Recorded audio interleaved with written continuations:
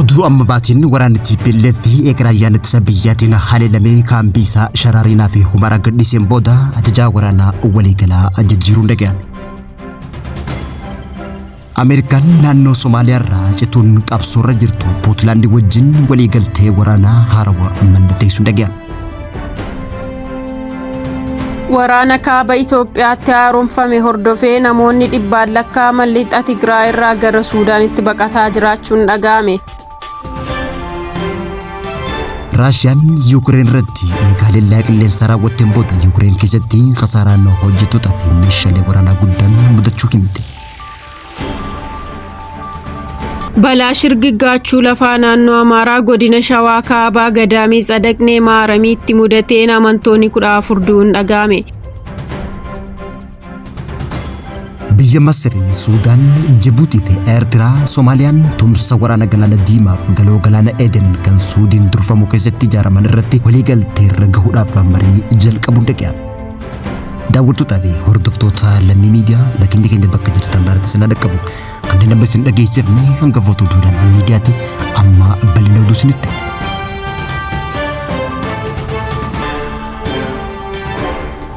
Waraanni TPLF Tigraay gama lixaa Sharaarinaa fi Humaraatti dhukkaasee jalqabaniin har'a guyyaa sadaffaa lakkoofsanitti jiran waraanni TPLF jalqabbii waraana kanarratti kallattii Humaraatiin raayyaa ittisa biyyaa haleelullee gama Sharaarinaatiin kaambiisaarraa baqachuun gabaafame. Lolli kun jalqabee guyyaa lammaffaatti humni qilleensaa tarkaanfii akka fudhatu akeekkachiise. Akeekkachiisa humna qilleensaa kanaan booda guyyaa sadeessaatti TPLF ibsa baaftiin mootummaan federaalaa tarkaanfii qilleensaa gubbaa fi lafootiin isaan haleelee jiraachuu himatan. Haleelamuu isaanii booda waraanni TPLF kun hoogganaa waliigalaa waraana TPLF jijjiiranii jiraachuun dhaga'ame. Caasaa waraanaatii fi siyaasaa isaanii irratti jijjiirama fiduuf tarkaanfiin jijjiirraa hooggansaa taasisaa jiraachuun ibsamee jira. Hoogganaan biiroo bulchiinsa nageenya naannoo Tigraay duraanii kan ta'e hoogganaa waliigalaa waraana Tigraay Leetinaal Jeneraal Fiisaa Kidaanuu yookaan maqaa Maanjus jedhamuun beekamu ajajaa olaanaa humna waraana naannichaa ta'uun oduu tajaajilaa jiru. Haleellaa mootummaa federaalaa amma waraana isaanii irratti mudate hordofuudhaan aangorraa kaasuun dhaga'ame.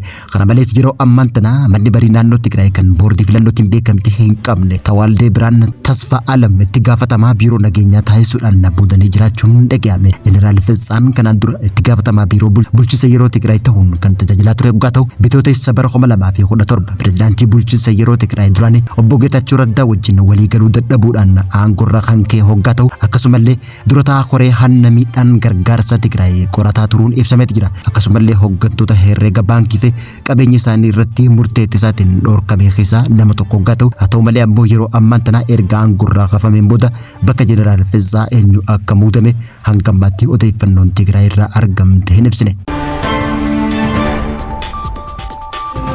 Waraana kaaba Itoophiyaatti haaromfame hordofee namoonni dhibbaan lakkaa'aman lixa Tigraay irraa gara Suudaanitti baqataa jiraachuun dhaga'ame. Lixa Tigraayitti waraanni haaraan mootummaa federaalaa fi humna TPLF gidduutti guyyoota lama dura eegalamuu hordofee namoonni dhibbaan lakkaa'aman balaa uumame jalaa miliquuf naannoo Tigraay irraa gara biyya ollaa Suudaanitti baqataa jiru. Baqattoota keessaas gareen humna waraana Tigraay lola uumame irratti madaa'anis akka jiran baqattoota wabeeffachuun AFP'n gabaaseera.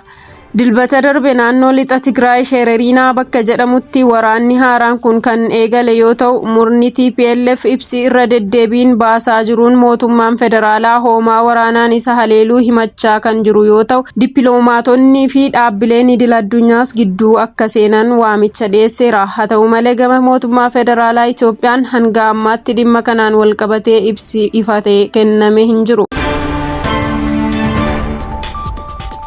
Ameerikaan naannoo Somaaliyaarraa cituudhaan biyya ta'uudhaaf yeroo ammaan tana qabsoorra jirtu biyya naannoo Puutlaandii wajjin waliigaltee waraanaa mallatteessuun dhaga'ame. Ameerikaan naannoo Somaaliyaarraa cittee walabummaa labsachuuf qabsoorra jirtu Puutlaandii waliin waliigaltee nageenya haarawaa mallatteessuun dhaga'ame. Ameerikaan naannoo Somaaliyaarraa cituun ifiniif bulchuuf sochii walabummaarra jirtu Puutlaandii wajjin waliigaltee nageenya haarawaa mallatteessuudhaan magaalaan Basaasoo magaalaa buufata doonii fi waraana isii akka taatuuf Ameerikaan murtee dabarsuun dhaga'ame. Waliigalteen tunis hidhattoota ICC kaaba Somaaliyaa keessatti biyyoota sosso'an ittisuudha tattaaffii fara shororkeessummaa ittisuuf akkasumallee daandii doonii addunyaa irratti baay'ee namaan guutamee jiru lama galaana diimaa fi galoo galaanaa Adan keessatti nageenya galaanaa mirkaneessuuf kan taasifame jechuudhaan Ameerikaan kaayyoo waliigaltee tanaa ibsuun dhagahame. Waliigalteen tun kan raawwatamte yeroo Puutlaand dhimma alaa ishee keessatti ifiniif bulchuudhaaf carraaqii guddaa fi qunnamtii siyaasaa naannoo mootummaa Somaaliyaa wajjin taasisaa jirtutti kan mallatta'e ta'uun ibsamee jira.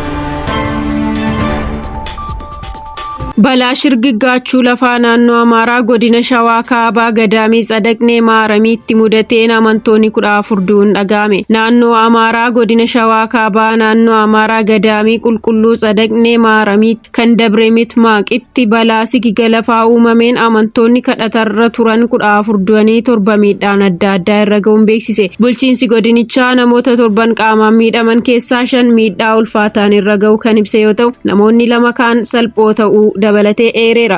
Hojjettoonni balaa tasaa barbaacha lubbuu baraaruu fi yaala fayyaa utuu geggeessanii miidhamtoota iddoo balaa sanaa baasus dabalee ibse. Bulchiinsi ibsa baaseen maatii warra lubbuun isaanii darbeetiif gadda itti dhagahame ibsuun warri miidhaan irra gaheefis dafanii akka fayyaa guutuutti deebi'aniif hawwee jira.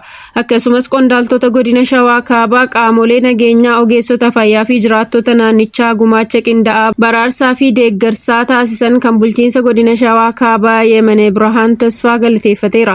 Dabalataanis bulchiinsi Shawaa Kaabaa abbaa amantaa Abuunaa Qilementoos kanneen balaa kanaan lubbuun isaanii darbeef kadhannaa awwaalaa gaggeessuuf madaa'otaaf kadhachuu fi warra balaa kanaan miidhamaniif deeggarsa hafuuraa fi gadda isaanii ibsuuf gadaamii sana turan dinqisiifateera.